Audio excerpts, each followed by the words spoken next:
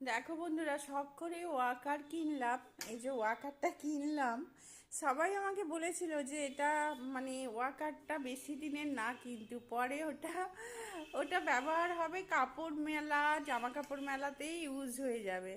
সত্যি দেখলাম আমার জামা কাপড় মেলাতে ইউজ হলো না, কিন্তু এই যে দেখো বিছানা রাখতে আবার ইউজ হয়ে গেছে। ওয়াকারে মানে হাঁটার হয় না, মানে একঘেয়েমি লাগে হাঁটতে হাঁটতে। আর এটা দেখো এখন বিছানা রাখার জন্য হয়ে গেছে। আর এখানে আমার মিশুপি নিয়ে এসে দিব্যি ঘুমাচ্ছে আরাম করে।